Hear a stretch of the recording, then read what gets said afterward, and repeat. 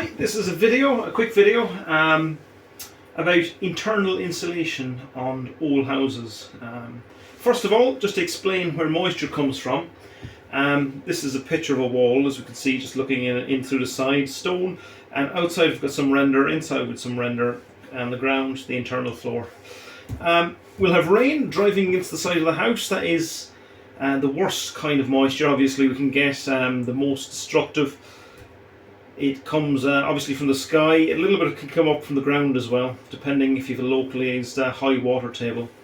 The way to defend against this is fairly straightforward. Where you can see it coming in, just stop it in doing so. So what you want is a roof with good overhangs, good guttering. If there's any cracks in this external render, make sure they're nicely patched up. If there's pooling of water that gets above the level of the floor down here, it can be a good idea to just maybe put in a French drain, which is something like this, lots of stones, and at the bottom a perforated drainage pipe below the level of the floor leading away to a lower level, which means that the water can't really get above the level of that pipe, then it can't settle, which keeps all the bottom of the wall nice and dry and the floor nice and dry. That's fairly easy to understand, and most people deal with that pretty well. What isn't typically as well understood is internally generated moisture. So normally through living in a house, through breathing, showering, cooking, drying clothes inside, coming in with wet in your shoes, it all evaporates into the air, and you've got quite a lot of vapor in the air, airborne moisture inside. In fact, quite a lot more per meter cubed generally than you do outside. Because the warm internal air can carry a lot more than the cold external air. That heat is important because if that moisture laden air from the warm air inside ever comes into contact with something cold, you'll see it condensate quite quickly. The obvious example is the bathroom mirror. So the air in the bathroom is maybe 20 degrees after a shower. It can hold quite a lot of moisture. It near up on 90+% humidity. It touches the cold shower room mirror, which might be, I don't know, for argument's sake, let's say 15 degrees today, and that's enough for it to cool the air. The air can no longer hold onto the moisture, and it condenses onto the face of the mirror. So that's a really important concept to get, is that inside the house we have lots of moisture in the air from normal living activities, and if it ever touches anything that is below the dew point, the temperature at which it turns from an airborne moisture in a vapor in the air, invisible, to something you can see like steam in a glass or drips of water on a cold surface. That is the dew point. For the sake of argument, let's say it's normally around about 15-16 degrees based on the normal humidity in a house. That is a really important concept to get. What I'm going to discuss today is generally how these older houses are built. And I've got a little diagram here of internal, what's very regularly done, and I don't think is a good idea, is solid boards on the inside of a wall, solid, very low permeability. Why I think that's a bad idea, what goes wrong with it, and what I think is a better solution. So first off, let's start with our old house here. This is very typical in Ireland, where you would have a wall built from stone. Normally, this is obviously just a sketch here. These stones would be built on both of the outsides, held in place with some lime putty or some lime mortar. And inside the middle of the wall will be more or less random stones just chucked in to make up the difference, with a little bit of lime mortar as well. These were never really designed to be fair-faced. They were always roughish stones and cheaper stones, generally what you'll find in most of these buildings. And with that, they were externally rendered to keep out this driving rain, and internally for a face inside that was presentable. This render did another function in that it filled in gaps in between all of these stones, which gave the wall plenty of strength. Because Ireland is so much wet weather, generally what we've done is we've replaced the external render at some point which was lime render, and typically houses had very kind of mean overhangs and chutes just here, so the wall did get quite wet. So we've replaced it with cement-based render, which is more tolerant of the wet weather. That comes with little disadvantages sometimes, but we've done that. However, generally inside in older houses, it's unless they've been renovated, it has just remained the lime render inside, with sometimes wallpaper or maybe timber paneling. So that's where we started at. Normally these are first floor joists. They will quite regularly be built into the wall. It's a really cheap way of doing it, a really strong way of doing it. It comes again with disadvantages, but that is a regular detail. The floor, again, was nothing special because all this was done by hand. This is typically just an earthen floor, and in later years, often these old houses, old cottages, old farmhouses were covered with a very thin layer of concrete, of quite a lean mix. Again, this all had to be mixed by hand. Cement was expensive, so it's not unusual to find less than maybe 50 mil of concrete on the floor here. So that's where we're starting from. These houses tended to function reasonably well. Inside, again, generally there was somebody at home all day. There would have been a fire lit.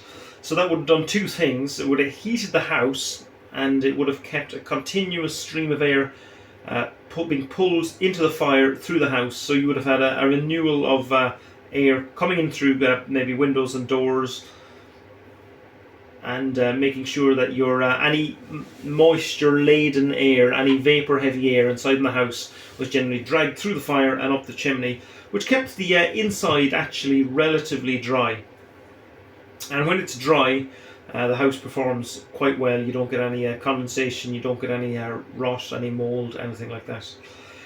The disadvantage, obviously, is that these old walls have no insulation and they lose quite a lot of energy.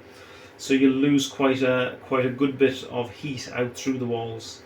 Back to talking about this condensation idea. So let's say a cold day, it might be 0 degrees outside, and again maybe 18 degrees inside for the sake of argument.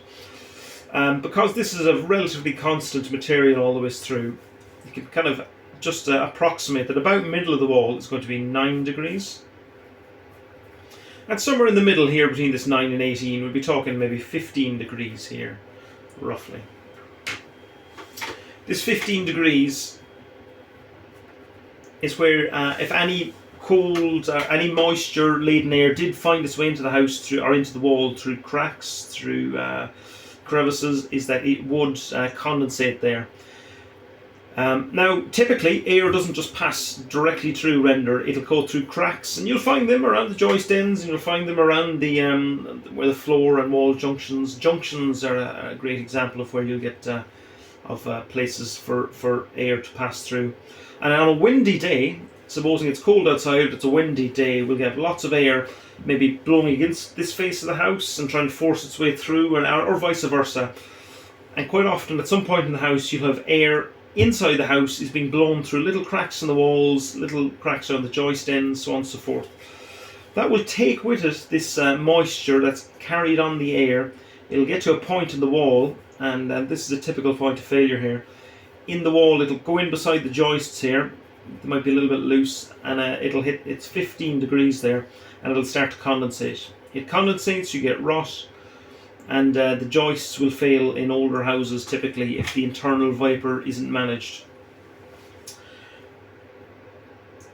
The beauty of these older houses, though, is that all of this lime render is vapor permeable, which means that while even if it looks pretty solid to look at it, that any moisture behind it can dry out through microscopic holes in it. This means that typically, even though it might condensate here, it can get generally back out again because there's nothing forcing it and keeping it in here. That's an important thing to remember. So it can get in there. If you've got any air paths that will carry large currents of air in, it will condensate inside. It doesn't tend to condensate in the middle of the wall where there aren't cracks springing in. And obviously the face of the room will be at maybe above the dew point, say 18 degrees. So that's kind of an important concept to get, is that these older houses, the walls, because they're a monolithic material of one material, they don't tend to the dew point anywhere on the inside. They'll be somewhere buried in the middle of the wall. You can get occasional condensation through maybe a crack or at the joist end or something like that. It'll be more isolated, and because all of this is permeable, it can typically dry back into the room again. So you don't generally have the long-term damage, and this is a relatively resilient way of building. To move on to the next point, what is often done, these houses are... people move in and they want to renovate and they want to save a little bit of energy and they want a little bit more comfort in their house. So what they'll do is they'll want to insulate, and it sounds brilliant, and it is brilliant. I'm a big fan of insulation and energy efficiency. However, what they'll do typically is use an inappropriate product. So what tends to get done is you get something like PIR is the material. It comes in brand names like Celotex or Kingspan. It's a yellowish foam board with a foil face on both sides. It's got a very good. It's very good at stopping heat transfer. It can be used in stuff like fridges, that kind of thing. It's kind of that quite dense foam. And it's applied normally in these scenarios with a dab and dot technique. So you get the back of the board and you put on a few lumps of adhesive and you push it straight onto the wall, and these squash in here and here and stick the board onto the wall. Normally what's done after that, there's battens put over the top, or quite regularly it comes as a product which it's actually bound on one side to plasterboard, and that is it, job done. It's very quick, there's not much labour with it. I think it's one of the reasons. And on paper, because it is a good insulant, it gives a typically theoretically good U value for the wall.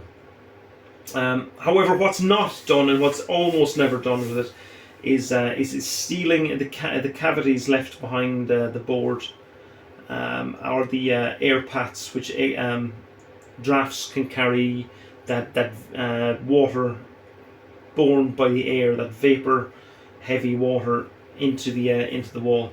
So I'll explain how that happens. So the wall, obviously, this is drawn a little bit exaggerated. It's in and out.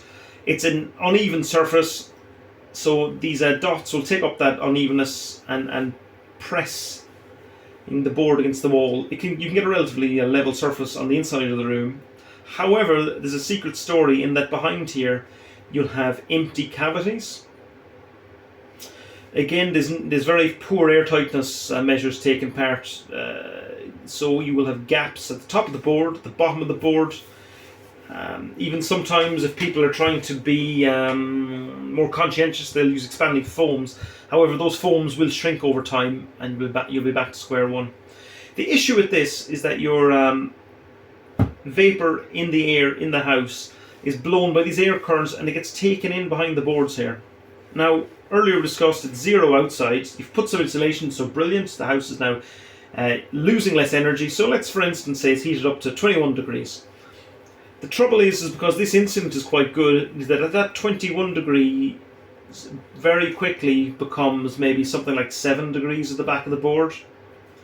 Your dew point is typically in here in the middle of the board, so there's no issue with condensation on the room side of the board. However, when this air gets in through maybe sockets, through the bottom of the wall, around the top of the wall, and in between the gaps of the boards themselves when they're butt jointed, you can get cracks that allow these air drafts to blow the air from the room, and it comes in here and it condensates all along the face of this old wall. This obviously brings a risk of growing stuff like mold, but more seriously than that, the render itself is actually providing structure to the house. It's stopping these stones from falling out of the wall internally and holding the whole thing together, as shown here. And the lime render is soluble, and it will literally start to decay, and your house will actually start to fall down. So that's really why I think this is quite a poor idea. Similarly, with the back of the boards, you're doing nothing to stop this this vapor coming in here and condensating on your joists. Sorry. So it's very bad from a wetting point of view, but even worse from a drying point of view, this foil face here is incredibly vapor impermeable, which means that it doesn't have any of those tiny microscopic holes that stuff like a lime render will do, or gypsum will do, or a timber product will do. Which means any condensation back here can no longer dry back into the room through the wall. You get little bits, obviously, where maybe on the right day the air might blow this way and it'll blow a little bit of condensation back out through the gaps. So you might have an isolated area which will dry out, but unfortunately in the middle of the board here you get large areas which are permanently wet, with the knock-on consequences for the health of your house and indeed your own health. This can often be seen if you look at an old house where this has been taken apart, and behind here will be sogging wet and it'll be really mouldy. So it's like you couldn't design a better way to make the house both unhealthy for itself and unhealthy for the occupants. It gets wet really quickly, it stays wet, and it can't dry out. It'll rot the timbers, it'll rot the wall, and I think generally I would say it's a really poor idea. What I would consider a much better idea is this third option.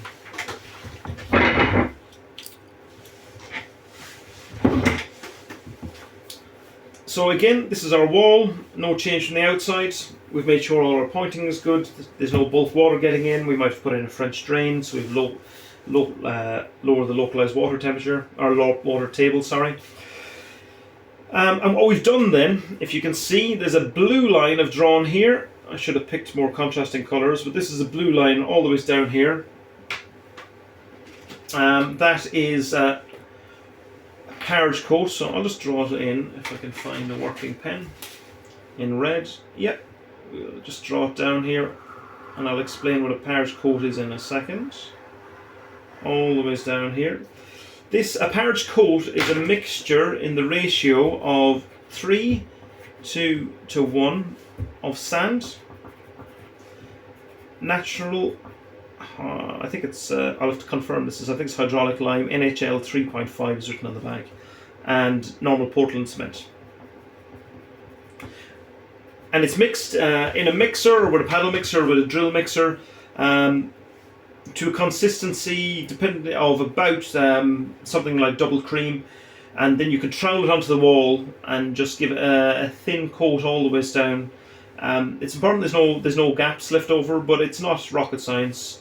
It's just a carriage coat, and this lime is quite caustic, so you'll need to make sure you've got good goggles, good gloves on for that, because it will burn you.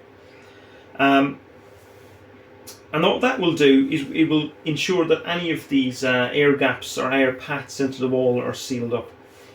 Now, around the joists, what I'd recommend is something like, you can use tapes, but they tend to be quite labour intensive in old buildings because you require lots of primers and things to get them to stick. Something like an airtight paint, just paint around the joist ends, completely seal them back to the carriage coat, and likewise maybe the wall to floor junction, where you have any junction, you'll have a little bit of movement, and even if it's just a couple of millimeters, this carriage coat will dry pretty solid and you'll get cracks in it, so it's not suitable for junctions. Something like that, airtight paint, will work just perfectly.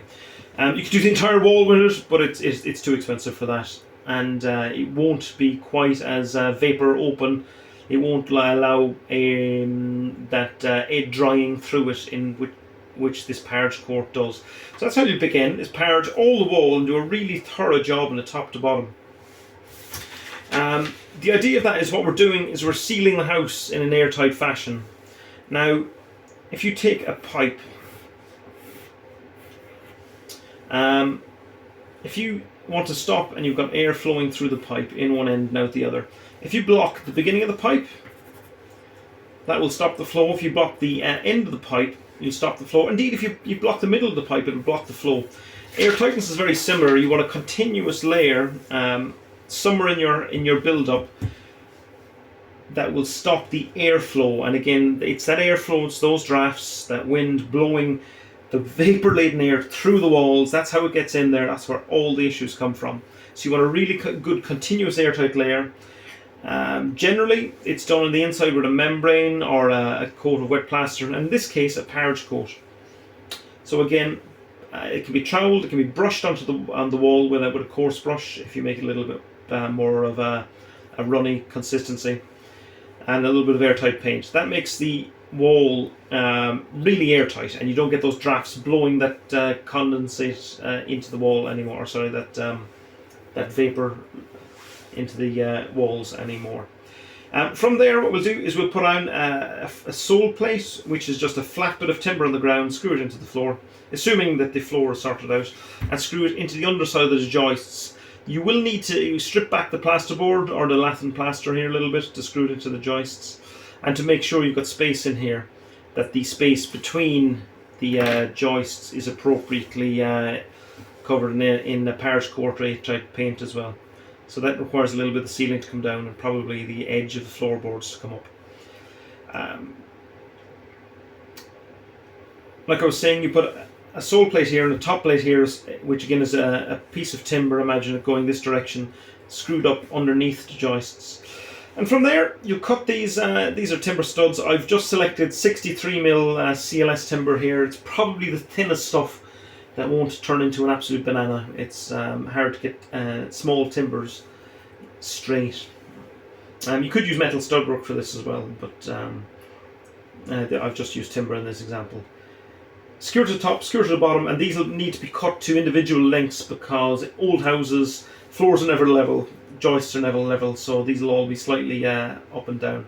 I would space my joists based on the insulation width. So once these stud work is up, this green material here is fluffy insulation bats. It's like, imagine what you might think might be inside a mattress. They're full of springs, most of them, but imagine they're not.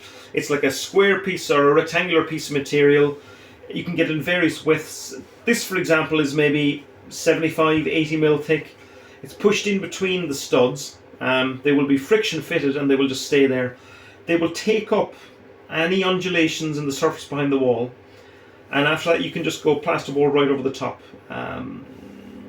At some point, this gives a great, if you're rewiring the house, which you're probably doing, this is a great opportunity just to run wires between the stud work. Really easy. There's no chasing, no dirty work like that. Your electricians will appreciate you. They might need to operate the wires because the wires are running insulation, which isn't always the usual case, but they'll know about that. So once more, parish coat, airtight paint, stud work, top plate, bottom plate, stud work, mineral wool bats pushed in between, and plasterboard over the top, and then skim if needs be. This works really, really well for two reasons. First of all, it stops it getting wet in the first place. This airtightness layer, completely continuous, stops any vapor-laden air getting blown into the wall. There is no little crevices and cavities because that's all taken up by the mineral wool, like we had in this scenario earlier with this cavity behind the boards. There's none of those cavities, which are really great areas to collect condensation and again that mold growth. Because this is pushed flat up against this parish coat, the parish coat as well with this lime and to some extent this cement and its caustic nature will stop any mold almost by itself growing there. So it stops getting wet in the first place through good air tightness and lack of cavities, and then if any moisture is in there, and all buildings have moisture in there, even if they're kiln dried timber, even if it's a really old wall, there'll be some minute amount of water in there. And it needs to be able to dry. So in this case, it'll be able to dry back into the room through every material. Gypsum plaster is about roughly the same as lime plaster, 1-for-1 for permeability. So it does allow it has got those microscopic holes that allow the moisture to dry back into the room. The only caveat to this, if you paint this wall with latex paint or something like that, you are kind of undoing a lot of the good work. So just paint it with general cheap wall paints and they'll work just fine. So that's it. So just to sum up where we started from, old walls, generally pretty robust actually. They can have little issues localized with air currents getting into the walls. But because of the nature of the way they were run in olden times, they were generally kept warm on the inside, the wall generally dried back into the inside, and they were pretty safe actually, pretty good. This replacing the interface with PIR is a recipe for disaster. It still allows it to get wet and it dry through these air currents, taking moisture-laden air into the wall, but it refuses to allow it to dry out, and you'll get problems with your timbers, you get problems with mold, you get problems with the render cracking, and your house basically falling down. This is mineral wool, a parach coat mineral wool between studs and plasterboard. It's all readily available materials, it's all cheap, and it's all very doable, very DIYable. You can obviously use different materials other than mineral wool. Something like hemp bats or wool bats or wood fibre bats are all great. But they're more expensive and they don't do a particularly better job. So that's kind of where I've gotten to with this. If you've any questions, let me know, and I hope it helped out. Yeah, I'll leave it at that. Thank you.